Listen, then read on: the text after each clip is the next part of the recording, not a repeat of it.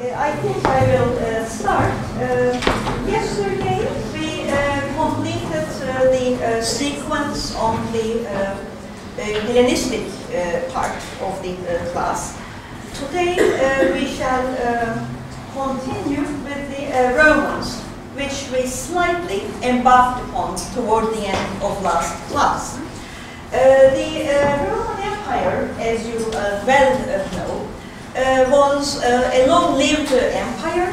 It started with Augustus, the first Roman emperor, in the 1st century AD, and it continued for several centuries until the Byzantine Empire. In the Byzantine Empire too, we have many Roman influences, both culturally as well as historically. In fact, the Emperor Justinian in the 6th century had wanted to revive the Roman Empire.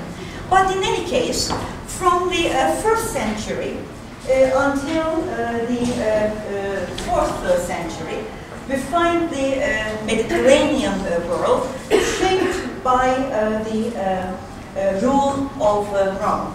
And it all began in Rome, the capital of Rome, in the center of Italy. As I said yesterday, the tribes and heterogeneous peoples who were living in Italy at the time, around Rome, were brought together under the empire of Augustus, after which an expansion began to the north as well as to the south.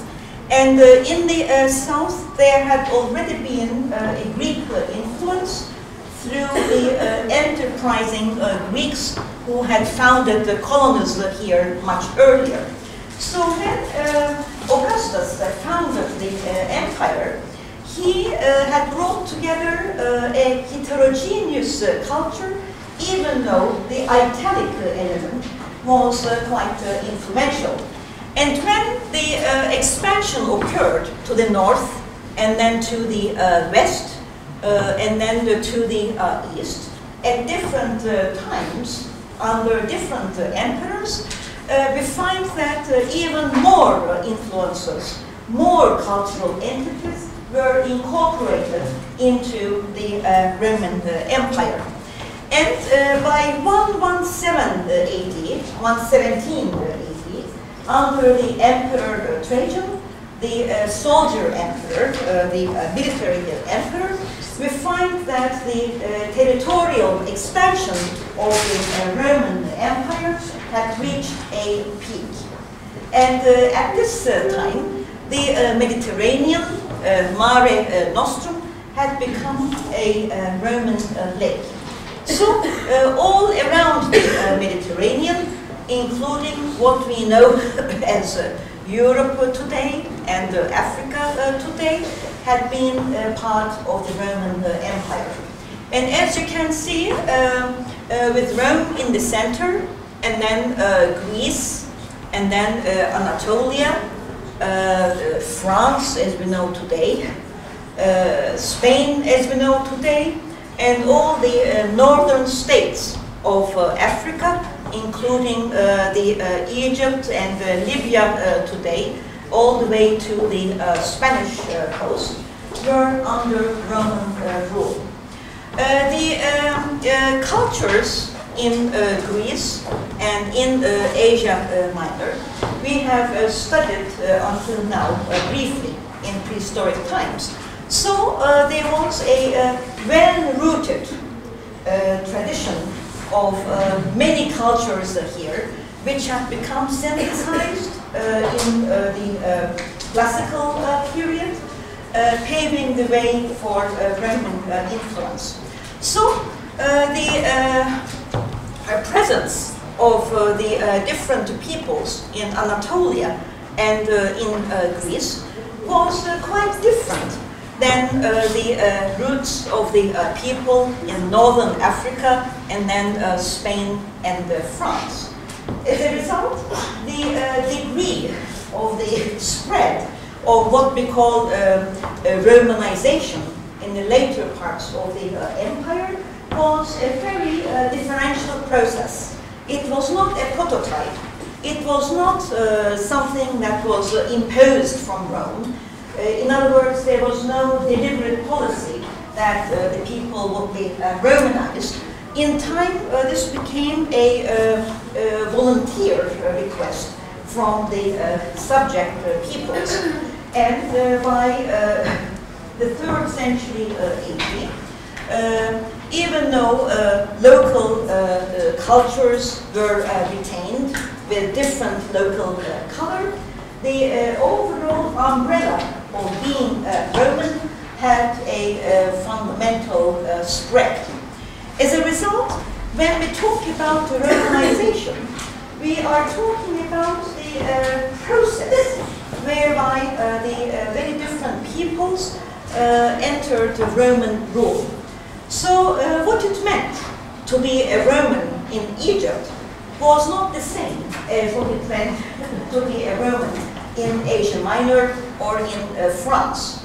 And a Roman citizen in Spain may have had very little in common with a Roman citizen living in Asia Minor. But the overall loose umbrella of Rome and the Pax Romana, the Roman peace, which had been instituted in the early Augustan period, paved the way for a loose link between many of these people.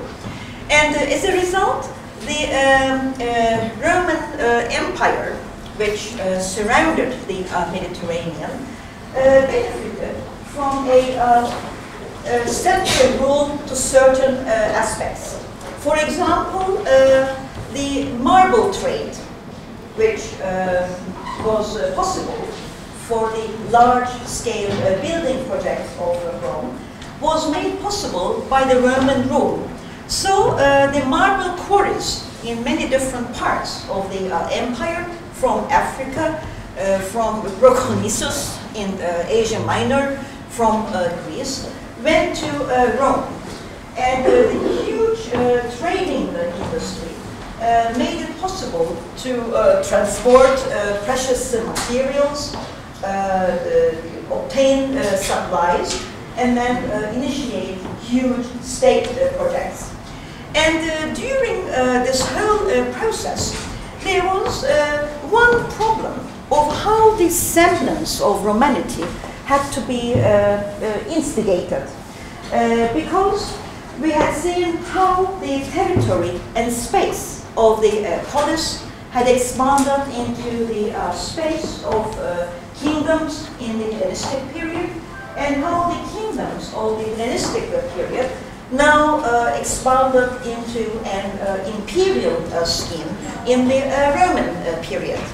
And in all of this, when we look at the individual as an entity in each one of these sequences, we find that the relationship of the individual to the ruler and to the being ruled also changed.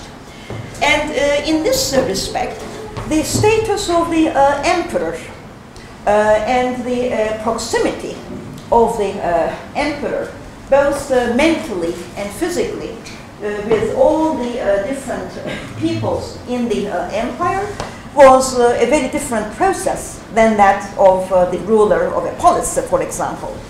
The emperor in Rome could travel extensively, but traveling took a long time. It wasn't so easy in those times. You didn't get on a plane and in 1 hour you didn't, transport yourself to another territory. So to make the image of Rome a common link between all these heterogeneous people, we find that the impact of visual propaganda was utilized to a great extent by Augustus. And in this way, statues were made of the emperor. There were many reliefs commemorating events of the state. And the distribution of these statues, the reliefs, as well as coins. Coins which had inscriptions of the emperor on them, as well as significant events, gave a common bind between the people. As a result, we find that the statues of Augustus, since he was the first Roman emperor, had to abide by certain preconceived image requirements. This was not a creative art, it was the official image of the state represented through the emperor. So the image of the emperor had to be proper.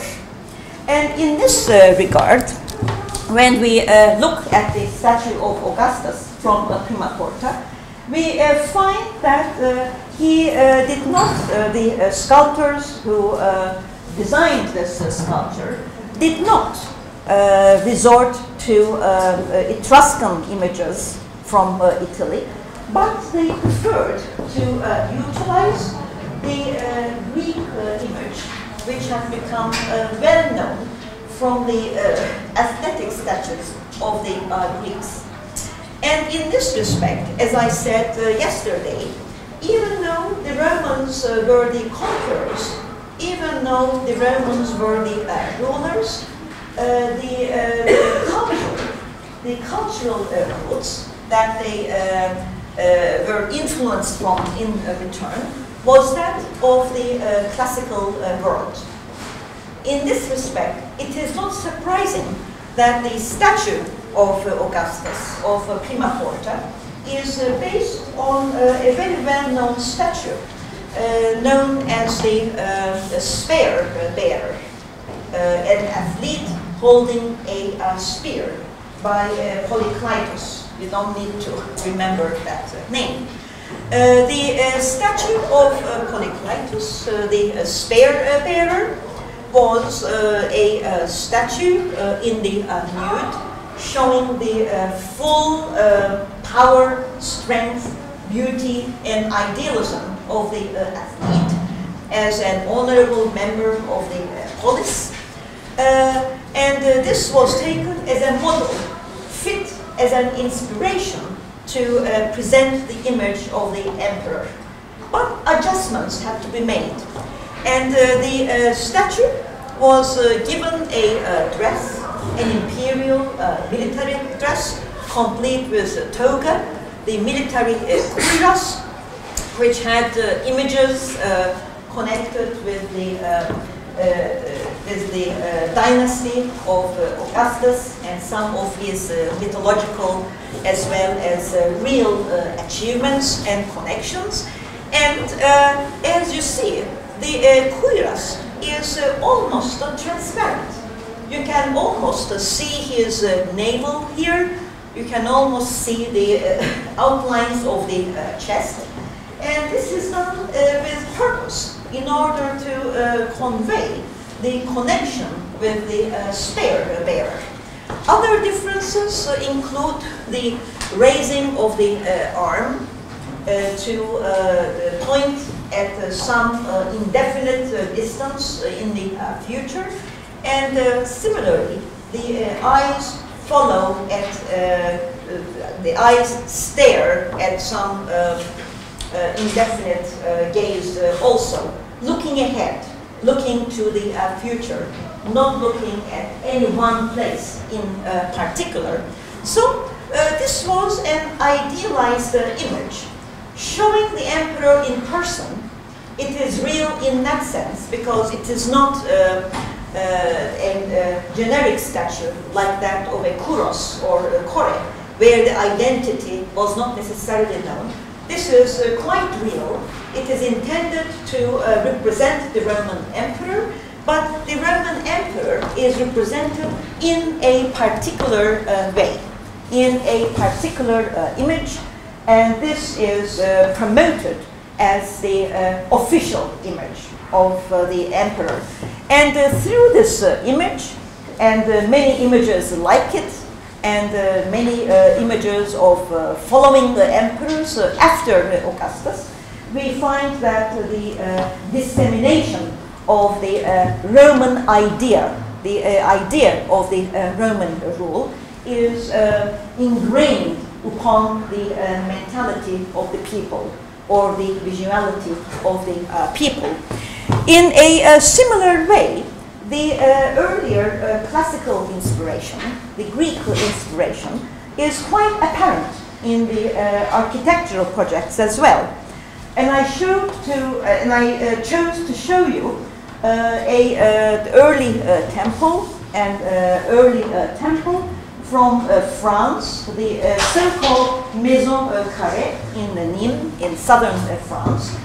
And when you look at it, at first glance, it looks like a Greek temple, because the first glance, without looking very carefully, will immediately give the impression of a temple surrounded by columns. And yet this image, which, like the statue of Augustus in Prima Porta, gives the proper official image for the temple in a very traditional way, is quite different than any Greek temple that we have seen until now, even though it looks like a Greek temple. If you look more carefully, you will see that the columns which surround the temple on all four sides don't really correspond to steps on all four sides of the temple as we are accustomed to see. Quite to the contrary, there is a more emphatic frontality to the temple. The temple has access only from the front. The stairs in the front lead to an elevated porch. You ascend the steps to come to this elevated porch, and you have an intermediate volume here before access to the main chamber of the temple. And the freestanding columns are only in that freestanding volume here, preceding the actual volume of the main temple. For the rest, the image of the columns, the impact of the columnar facade, the columnar design, is given by half columns, not freestanding columns, half columns that are actually attached to the walls of the temple. So you have the impression as if the columns are enveloping the temple, but in reality, structurally speaking, this is not at all the case. It's half and half. You have columns in the first half, and then engaged columns in the other half. In this way, by having the italic inspiration, the Roman component for a frontal temple, an elevated porch, a high porch, which is a characteristic of the Roman temple, but married to a transitional Greek influence, is quite significant in showing the effort to create the proper official image for the temple. The second significant point we made about the Roman contribution to architecture especially was the interior space consciousness of the Romans. The Romans were great builders. They shaped ritual around space, or ritual became space. And we see this in many different contexts, in official architecture and structures of entertainment. But this space consciousness of the Romans is a very ingrained trait. In other words, we see the space consciousness in a very literal way, with the ability to enclose and contain. And in this physical sense, the ability to create many different creative products of spatial formation in a way unseen in the earlier classical world, breaking the rectilinear tyranny of space into and transforming it into a curvilinear space. We see that. But we also see an effort and interest to articulate the space in physically very small environments to generate a different idea of the space than what is in the strictly rectilinear frame. When we look at the theaters of the Romans, in Rome, for example, we see that they are very different than the Greek theaters. They are all heavily enclosed. They are built on flat ground. They have a stage building. The stage is integrated into the area of the spectators, and it is an enclosed world created for the microcosmic world of the spectators and the performers. And this similar attitude we see also in Asia Minor, in a splendid example in the theater of Aspendos, which is still being used today for performances. In the theater of Aspendos, we see a combination of Greek and Roman elements. The theater of Aspendos does not rise out from the flat ground like a Greek theater. It utilizes the slope of the land, so the curved area for the spectators utilizes the incline of the land. But other than that, the front is totally enclosed. The stage is elevated, and the stage building and the area, cavea for the spectators, is tightly enclosed.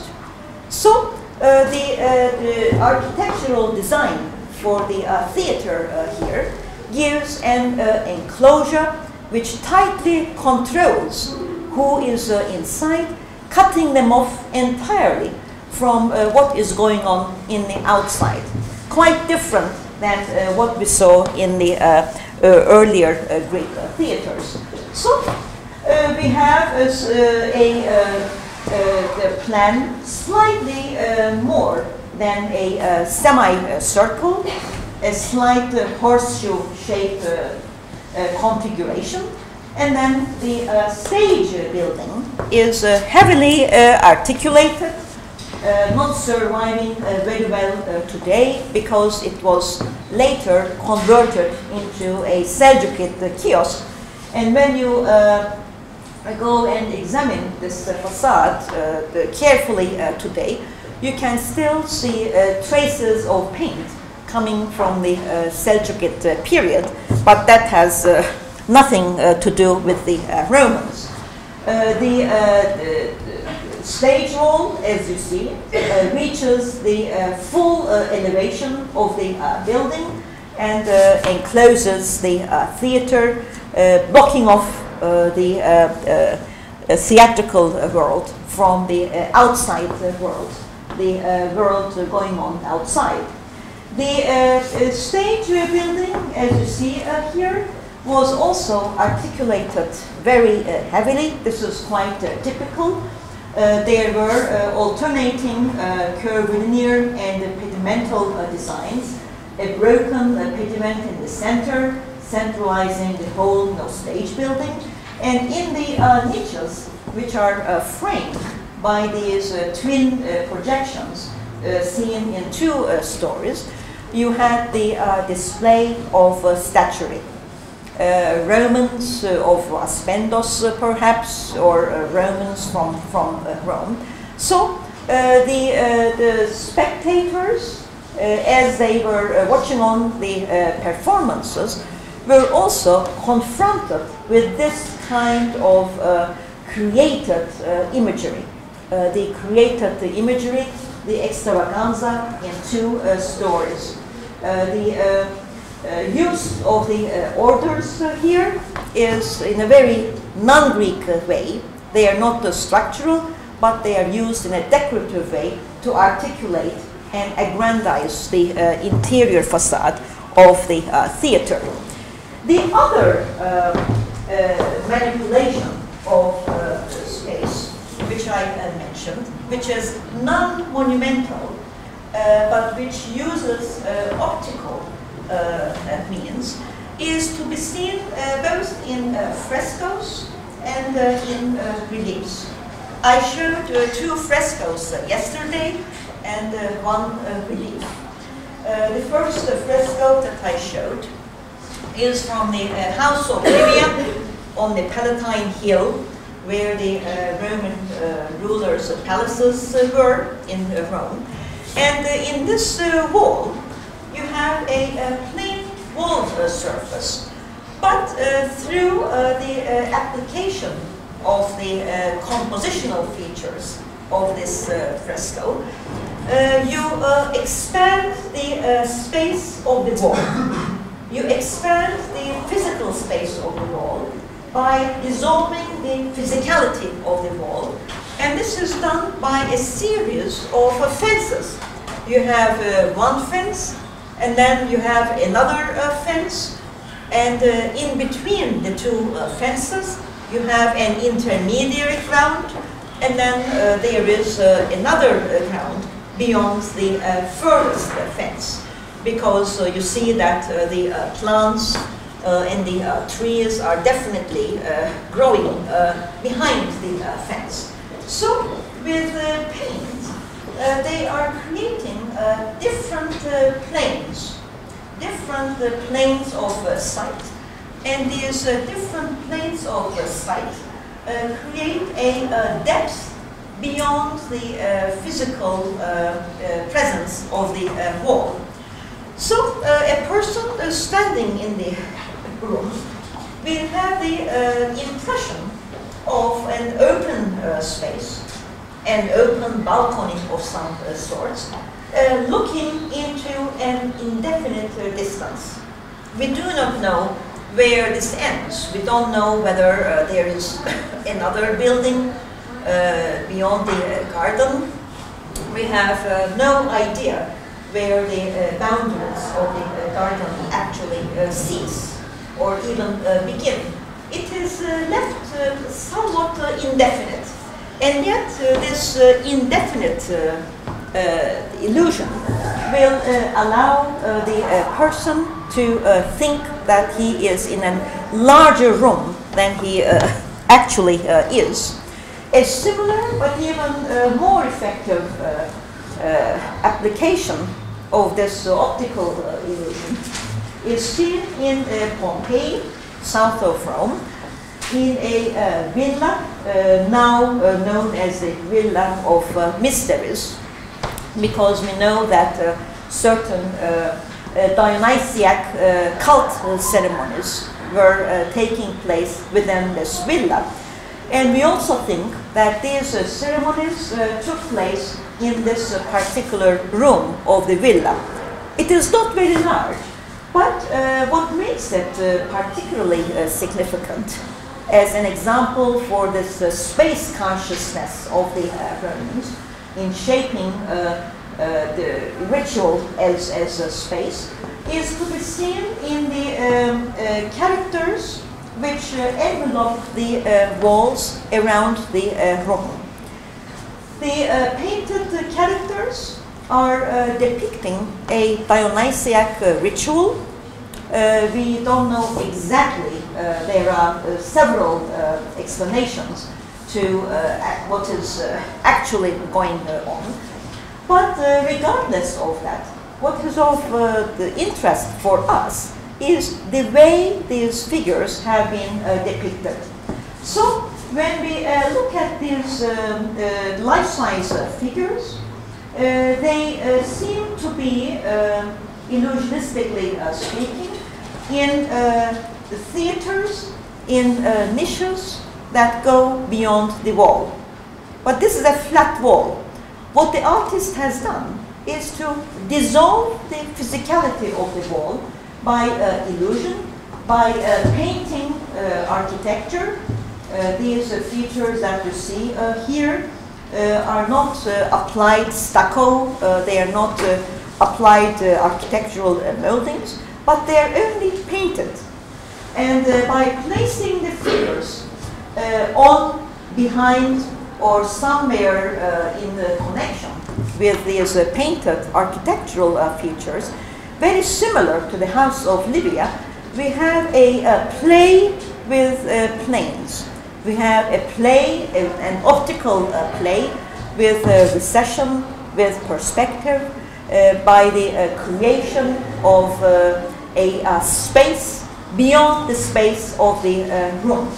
And we don't know where that space ends. There is a red background, and where the red background ends, whether there's a red wall behind, or whether the red has some other kind of purpose, is very hard to say.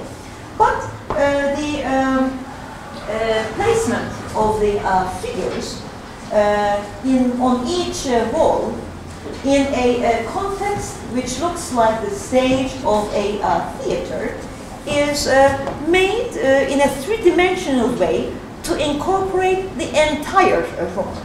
So the action is not complete in each plane of the room, but continues across the room. So this figure is connected with that scene. This figure is connected with the figures here. So there is this three-dimensional feel on three surfaces of the room, which incorporates the three-dimensionality of the room, denying the flat planar surface of each wall itself. When we look at this figure, she is about to step into the room. So you think that at any moment she might become alive, or she might get a breath of life and jump into the room. And the people in the room who are engaged in this cultic revelation somehow, and there was probably the music, there was probably incense, and in this sense the heads were quite heavy, they were in a certain state, and the real and the imaginary could become quite integrated, quite ingrained into each other. So this figure is raising her shawl in the horror. She is engaged in a frozen action, looking here. The Satyr figure is also startled, and the frozen action, the poses chosen by the artist, like this half raising of feet. I mean, this is not a pose, it's a kind of photographic shot here, will reveal the intensity and the immediacy of the figures that are depicted. And I emphasize the winged figure smashing her whip across the corner. It's almost like you hear the sound of the whip across the room. You don't even need to use your imagination to a great extent. And where does the whip go? From this corner onto the bare torso of this female young woman, who is probably an initiate in this cult, but we don't know the reasons. After these two examples of frescoes, I also showed you a relief where you again have a space within a space. The arch of Titus, the Emperor Titus, which was erected to honor his victories in Jerusalem, was erected to welcome him back to Rome. So when the emperor marched into Rome with his army and with his booty, he ceremoniously entered through the arch. And this arch also had, on both sides of the arch itself, depictions of the very similar scene. So, for eternity, the memory of the event, the memory of this political event, was designed for eternity. It was designed to stay there forever. And the momentary passage of the emperor through the arch was made to coincide with that depiction. So you have a compression of time and space, a kind of unification of time and space there. The booty of the Roman soldiers with the menorah going through the gate of Jerusalem again shows the backplane, again dissolving the physical surface of the wall, so that you go further in within an indefinite physical, plane of the wall. You don't know where it ends. You know that it's Jerusalem inside there, but we don't see the city. We just see the gates there. So again, we can talk about an illusory device. On the other side of the arch, we have the emperor himself in full, regalia, in a rather triumphal pose, and he is doing the very same thing as he is entering Rome ahead of his soldiers.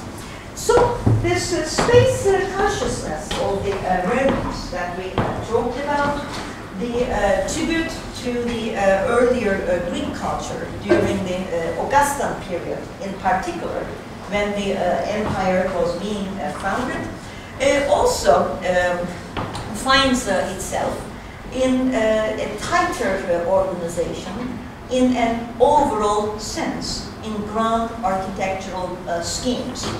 We saw in the Hellenistic period already that in contrast to what we saw on the Acropolis of Athens, with the freestanding sculptural impact of different buildings, there is a tighter organization, a more unified and integrated organization of different buildings, melting them all in a complex.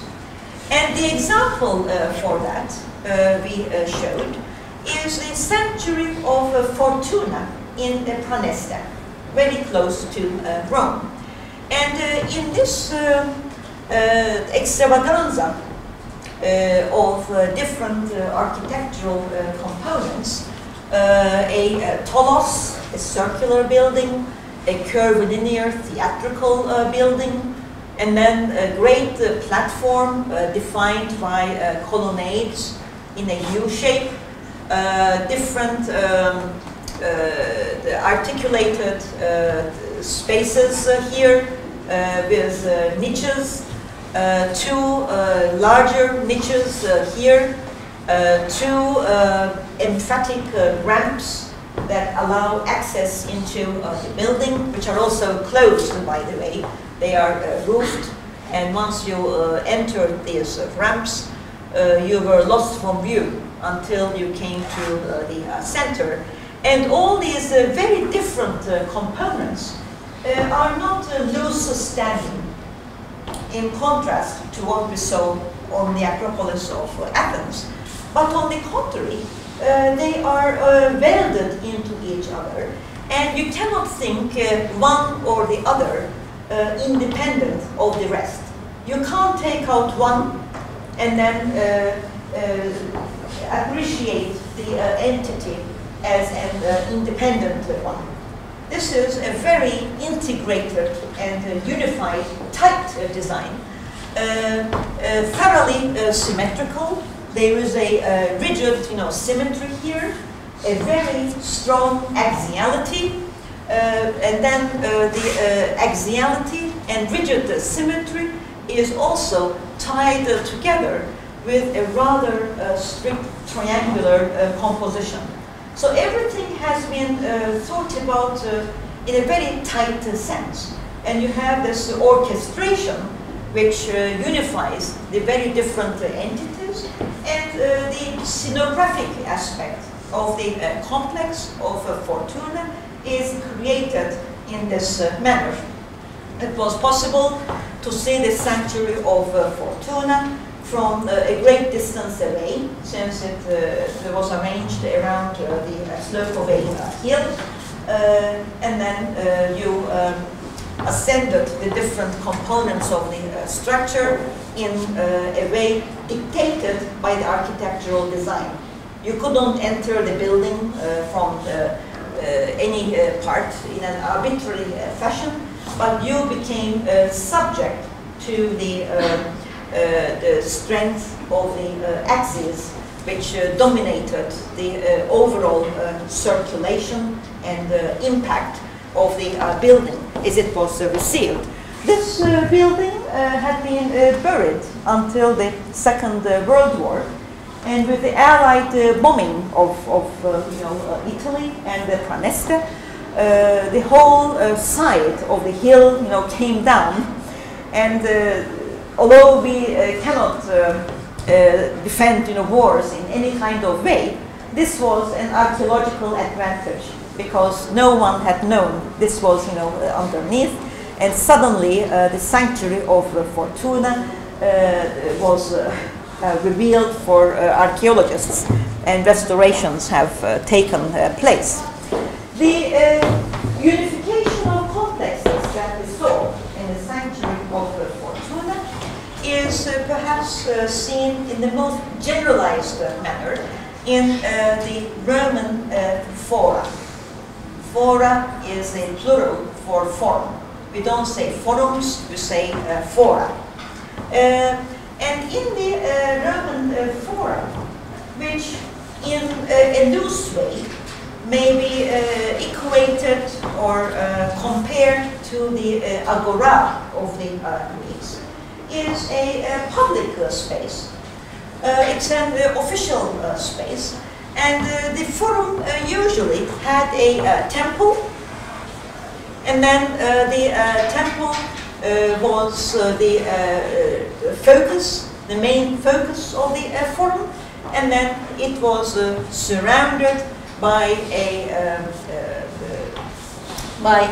portico with colonnades. In the Forum of Caesar, which preceded, which was before Augustus, we see a very typical forum, a rectilinear design, heavily contained. The temple itself is hardly freestanding. It is very, very formal, very frontalized indeed, with the elevated porch. You can't go around, let alone the three-quarter view of the temple. It was not very easy to go all around the temple and look at it from a distance. The significant emphasized part of the temple was the front. And you saw it in a frontal manner as you entered the forum. The front of the temple gave you the major focus of the forum as you entered. And within that, I mean, there were statues connected not only with gods, but with the dynasties of the Augustan emperors, or Caesar, who was not yet, who was not an emperor. This is before Augustus. But I would like to emphasize the fact that it is all very rectilinear. It's all very, very tight. It's symmetrical, it is axial, so you have very little free design here. You have very little done with chance. So the view of the temple, you see the elevated porch. In the center is the equestrian statue of the ruler, and the porticos frame the temple. And this is where the Romans came about strolling in the space, and they paid their respects to the emperor. The forum itself was quite a significant component for all the Roman emperors. And the Forum of Augustus that you see here is not very different than that of the Forum of Caesar. I mean, if you look at the Forum of Caesar, you have the temple, you have the rectilinear space, you know, all around it. And yet, when we get to the Forum of Augustus here, you see something very similar. Again, you have the frontal temple, the elevated porch, you have the rectilinear, you know, frame all around the temple, creating the boundaries of the forum. But there was something also which was different. There were hemicycles, half circles, defining the colonnades of the forum. So this brings us to an important point. The interior consciousness of the Romans was accelerated in later periods by their discovery of the use of a material called pozzolana. With this, they could shape many different spaces in curvilinear forms, in different forms of vaults that had been unprecedented before. But the experiments for those had been done in private contexts and in harbor works, because in the early Augustan period it was not considered safe to have very novel architecture. You needed something that could represent the tradition.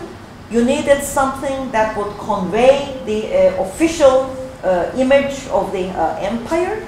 And because of this, the novelties were somewhat hidden. They were there in a progressive sense, but initially they were hidden.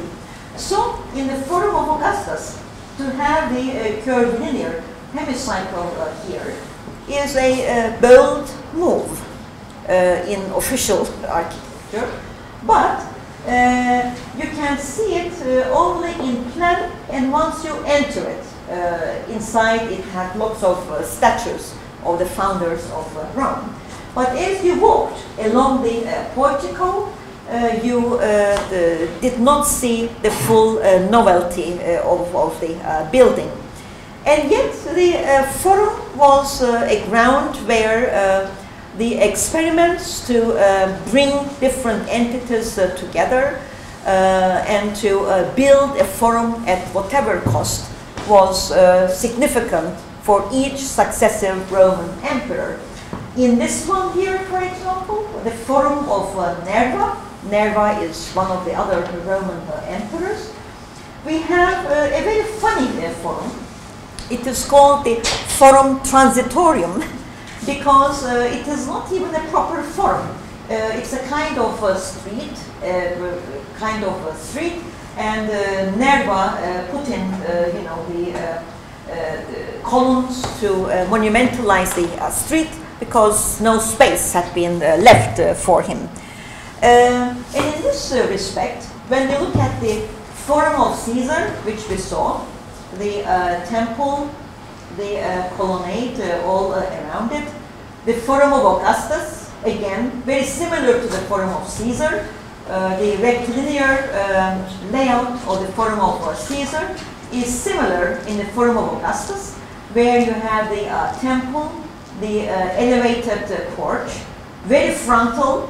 The back is almost, you know, insignificant. And then you have the rectilinear frame of the colonnade. But as an additional element, you have the, you know, hemicycles here. But the hemicycles you cannot see from the you know, forum itself. You have to go inside. And then the Forum of Nerva Again, you have the temple here, but there was very little space left for Nerva, but he had to have a forum. So he made the forum, transitorium here by monumentalizing the avenue. Yet, when we look at the forum of Trajan, Trajan was the emperor who extended the territory of the Roman Empire to its largest extent. It is during the time of Trajan that the Roman Empire became an empire around the Mediterranean. The Mediterranean became a Roman lake. And after Trajan, the empire shrunk. I mean, it didn't necessarily lose power, but no new territory was added. So when Trajan wanted to have his own forum, his forum had to be larger, and it had to be different than all the other forums. And you see he has a huge area here. The basic elements of the forum are still there. The forum of Trajan also has a temple. The temple is frontal. It has the elevated porch, as you saw in the forum of Caesar, and as you saw in the forum of Augustus, and as you see in the forum of Nerva. But the forum of Augustus also has hemicycles, like the forum of Augustus here. But instead of having two hemicycles, in the forum of Trajan, there are 4 hemicycles. So it is a grander scheme. And in very crowded Rome, where land was extremely scarce, for the emperor to come up with such a scheme is really the utmost feat of designing a memory for the state and a memory for the person of the emperor. In the sanctuary of Fortuna at Praeneste, we saw the unification of many different architectural entities. Well, in the center of Rome, Trajan carried that to an unprecedented extent. So, we have the temple here, traditionally speaking. There is the traditional element of the forum with the hemicycles. And to these, Trajan added a basilica, the structure called a basilica, which in this instance was used as a law court, where legal jurisdiction, legal activities took place. And then, in addition to the basilica, there were also 2 libraries. These 2 small buildings are libraries, a Greek library and a Latin library. And in the middle of them all was the column of Trajan.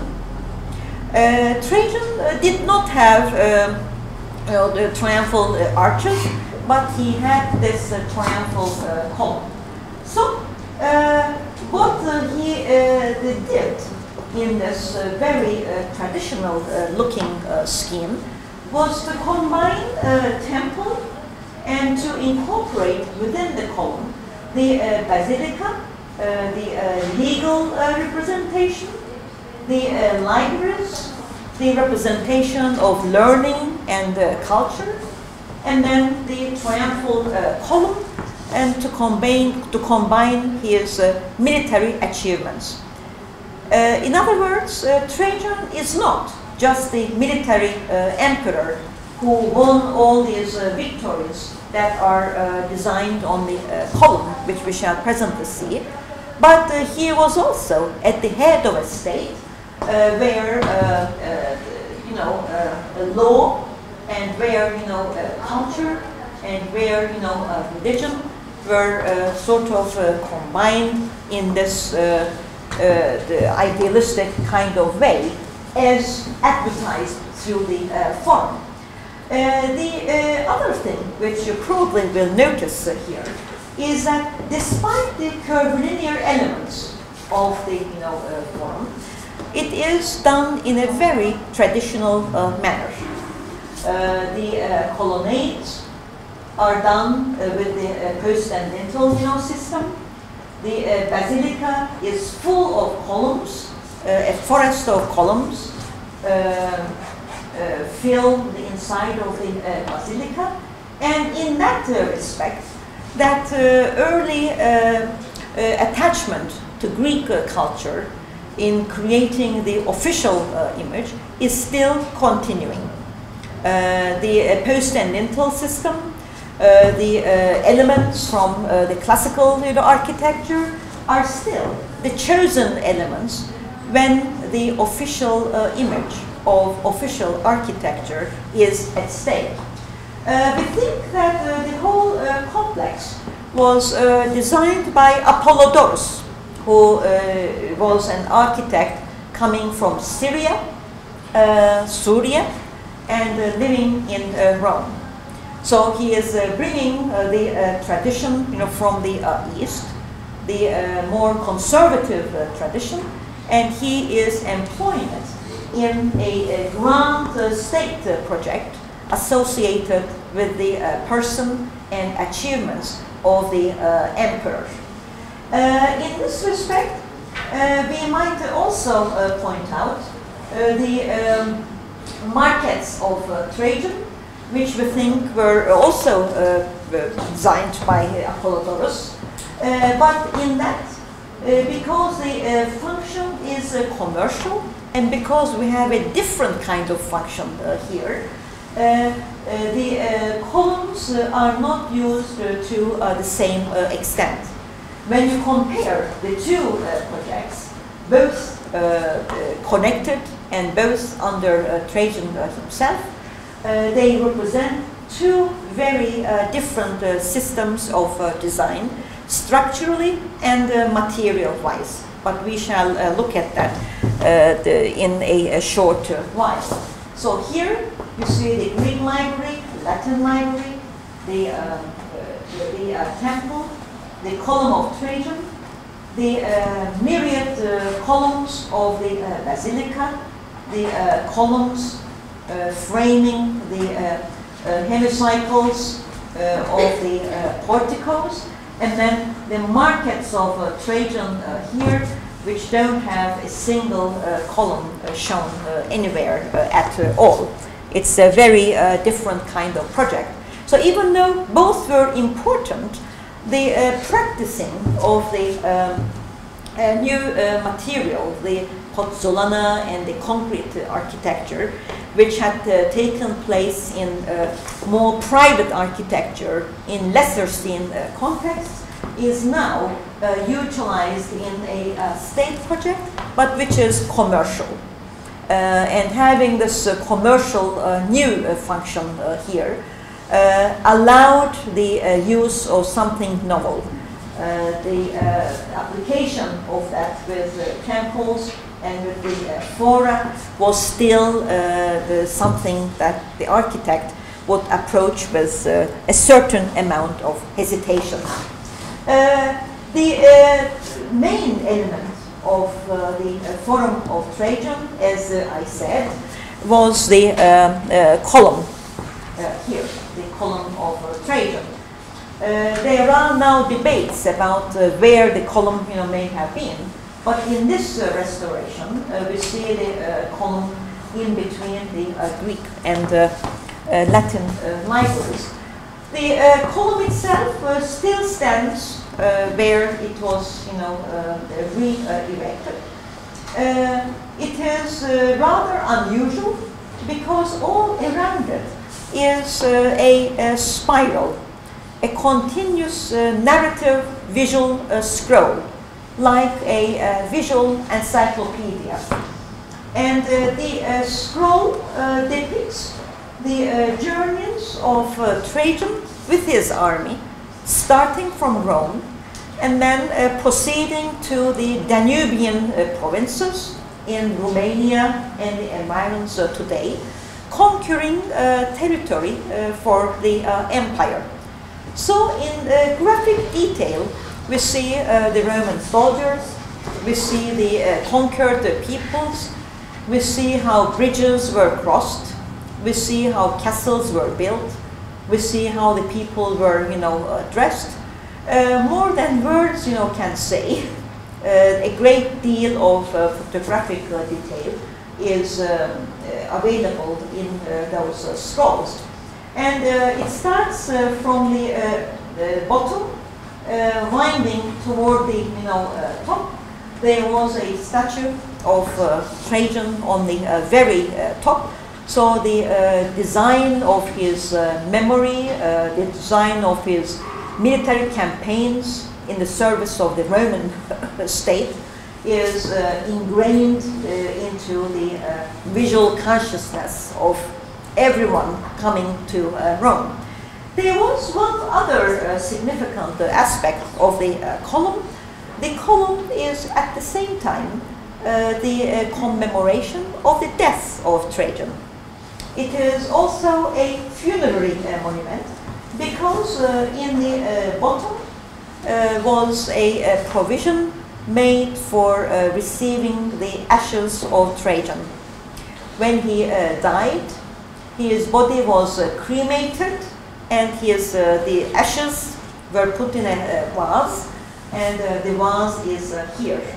So you have the grandest form of all, representing all that the Roman state and the emperor wanted to promote legally, culturally, militarily, with the greatest victories, and then all of it was crowned with his person by creating a final resting place for the ashes. This is interesting because the emperor is promoting his person, but he is not building a grand mausoleum because we know that other emperors had huge funerary structures, but Trajan did not do that. So on the one hand, he is promoting himself, but on the other hand, the promotion is done with a sort of more low-key kind of respect, without aggrandizing his person to that extent and highlighting the state instead. But the scenes on the spiral on the column of Trajan are not at all modest. There are hundreds of scenes, and within these scenes you can see the battle implements, the shields. You can see, confrontation. You can see the vanquished enemy. You can see the progression of battle. I'm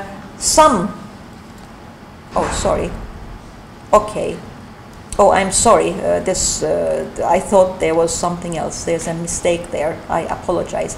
Okay, so what I wanted to show were two other scenes where the heads of the decapitated conquered peoples are carried on the spears of the Romans. So there is no joke about the Roman power, the Roman the rule, the Roman military prowess. If there was an uprising, or if there was resistance to the Romans, the vengeance was done in the utmost, effective way. And so the bloody heads of the cut off, heads of the enemies were also displayed on the column. So everything looks very smooth. Everything looks very, calculated. But there's also the undisguised power, which is quite evident in this respect. Now, in the forum of Trajan, we said that different entities had come together. The basilica, the libraries, the column, the temple, and so on. But this tight scheme perhaps found its best planimetric continuation in the Roman baths, the Roman bath structures, of which there were several in Rome and the provinces of the Roman Empire. And when you look at the baths, like the baths of Caracalla here, you see a very tight rectilinear frame. So what we saw in the sanctuary of Fortuna, what we saw in the Forum of Trajan, bringing together and unifying complexes, reached its greatest tightening and unification in the evolution of the plan of the monumental Roman bath. This did not happen overnight, obviously, but in the Roman bath, the ritual of bathing was heightened to a great extent by the provisions of the architectural scenario. Within this great rectilinear configuration, the ritual of bathing, which involved the cold, warm, and cold bathing activities, were all brought together under a tight scheme. And needless to say, symmetrical again. You have a strict mirror symmetry here, and this strict mirror symmetry is accentuated by axiality, and then the tight arrangement of many different types, shapes of space. We shall look into the evolution of these spaces later. But in this respect, following the Fortuna temple, following the Forum of Trajan, it is necessary to look at the Roman bath to see the planimetric evolution of how the Roman design organizes, how the Roman design brings different components together. So in the Roman bath, you had the entrance around the shopping facilities. There were shops selling, food, selling oil, ointment, and whatever you needed for bathing. And there were also changing rooms where you changed into clothes which you would use in the bath. And then the whole sequence of the bath was arranged into mental and physical components. The physical components were all organized in this huge, massive configuration. And then for the mental the health, for the mental development, there were rooms for debate, there were schools, there were libraries across this lawn area. Here was a running course. You could engage in some physical activities if you wanted to. But in these parts, there were activities for the soul and for the brain. But when it came to the actual bathing component, it was important to have a hot bath, caldarium, a warm bath, a tepid bath, a tepidarium, and then a cold bath, the frigidarium. And then connecting these, or in connection with these, you had open areas for exercise called palestra. These two areas, symmetrically placed, were the areas where you could come into the open air. So the hot bath, where you could sweat and open the pores on your body, could be negotiated in the tepid bath, where the temperature was not so great. And then in the cold bath, there were the cold tubs for plunging. So You could have the sequence in either order, or you could have the sequence in a ring, fashion, going to the palestras, back to the caldarium, or back to the frigidarium, and then the ritualistic the symmetry of dividing the palestra into two components allowed greater, circulation, and also a organization, geometric organization, which pleased the Romans to a great extent. And the impact of the Roman bath, when we look at this plan, and you see the achievement of the Roman design, bringing together different shapes of space, different components, but it was not just bathing. You don't need this extravaganza simply to cleanse your body. This was a ritual. I mean, this was the ritual ingrained with luxury, ingrained with the privilege of being a Roman. So when you enter the Roman bath, I mean, look at the scales here, you enter these impressive spaces full of, columns, polychromatic, articulations of the wall, huge vaults, and you became even more aware. The feeling of being a Roman, feeling the privileges of being a Roman, was ingrained upon you. I mean, if the Roman Empire was the greatest, sort of rule in the world, as a Roman citizen, you were reaping the benefits of this. And the Roman rulers and the amenities of the, capital and the other impressive cities of the Roman Empire allowed you to enjoy amenities like this one. I think will change now.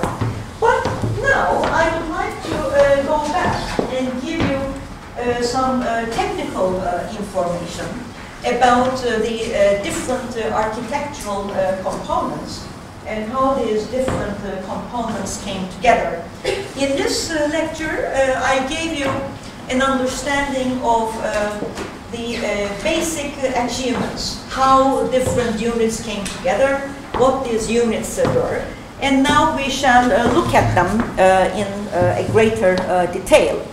But in doing so, it is always useful to remind ourselves that the Roman period could not have been without the Hellenistic period. I mean, the Roman Empire and the cultural developments, architectural, artistic developments that we see there could not come into being without the expansion of mentalities in the Hellenistic period. This is to remind you of the Hellenistic period. And the Roman Emperor Augustus, by implementing the empire, created the official ground for these developments to concretize. And the emperors who followed Augustus continued the theme of power and richness. The subjugation of all the peoples around the Mediterranean could not have been, possible without the central, authority and the central rule. The implementation of the Pax Romana owes a great deal to this military aspect of the Romans as well. But in all of this, the significant contributions of the Romans to world architecture had to be noted in more detail.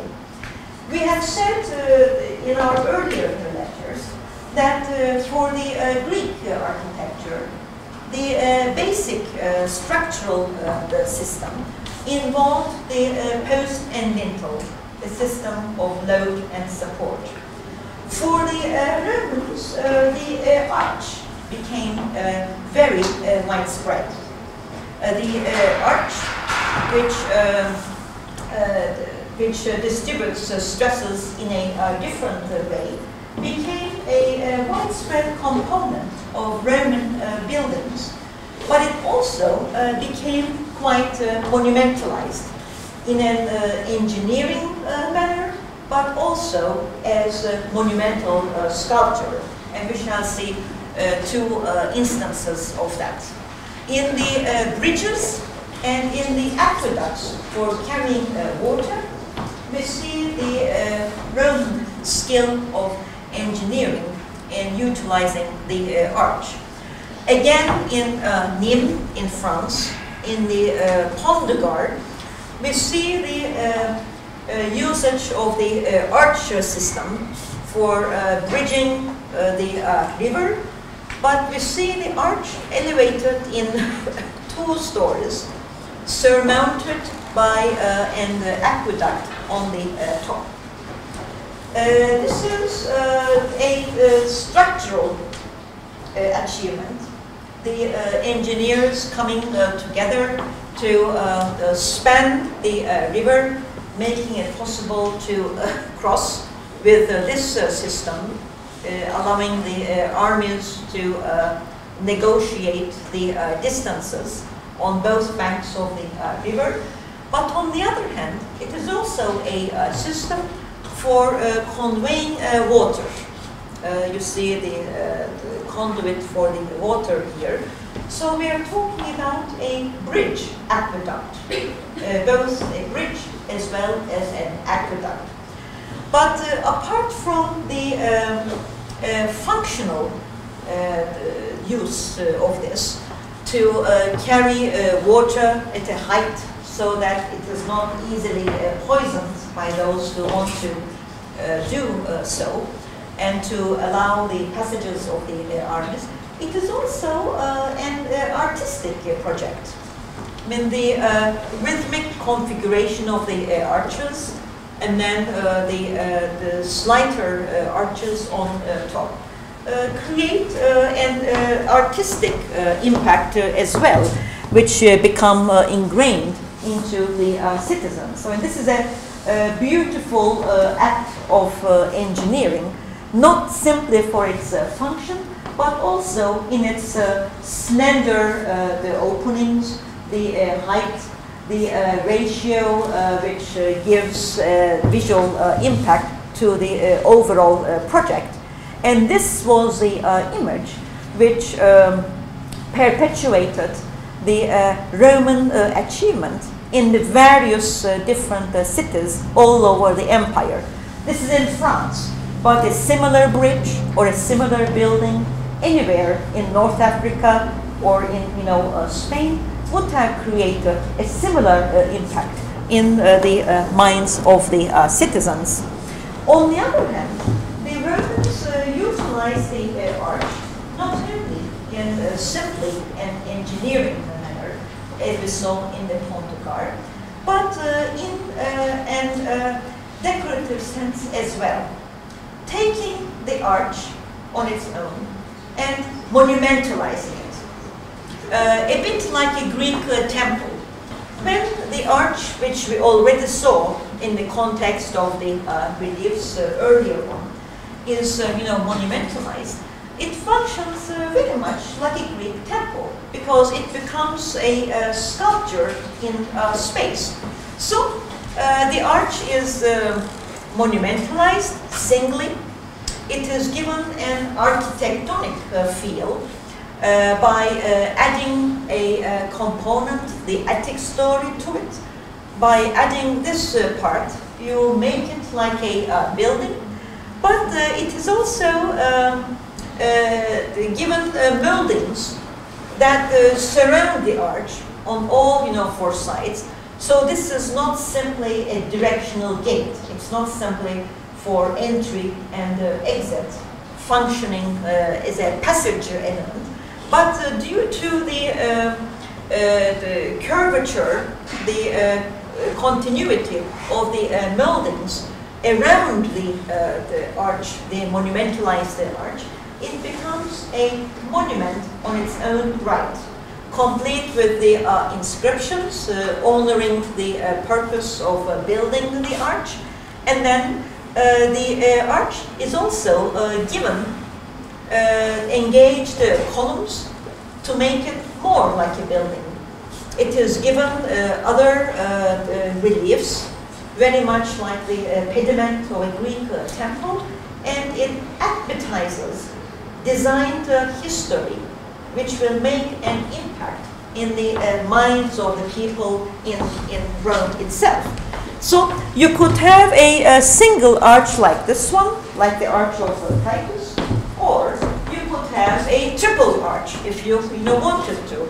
This is the arch of Constantine, also in Rome. Instead of the single arch of Titus, we now have a triple arch here, two smaller lateral arches, a single higher arch, and then all three are this time monumentalized with the Attic story above that serves to connect them. In the Arch of Constantine, in the early 4th century, so you see the tradition is still continuing. The idea of presenting history in a designed way continues. So Constantine is not only putting on reliefs which are connected with his achievements, but he is also adding these rondels which are taken from earlier Roman buildings. So he is propagating his lawful continuity with the other Roman emperors, that he is perpetuating the Roman state. So there is a continuity of history, displaying not just the rule of Constantine, but the other Roman emperors as well. And this whole ensemble is freestanding, a monumentalized arch. The moldings continue on all four sides. On two sides, again, columns are given to articulate the arch into a monumental sculpture freestanding in space as a billboard to display the Roman designed history, the Roman designed memory of the state. So in this sense, the arch itself is not utilizing its engineering property as in an aqueduct or as in a bridge, but it is becoming monumentalized to create a visual impact in a Roman way. And we shall continue with this next Monday. Thank you.